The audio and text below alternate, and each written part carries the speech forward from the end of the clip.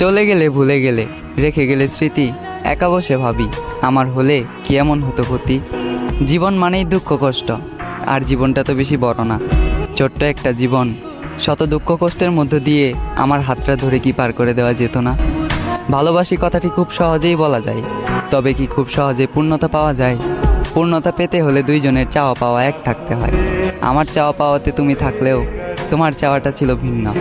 আমি ভালোবাসার আবদার করলাম, আর তুমি আসলে আমাকে ধ্বংস করার জন্য।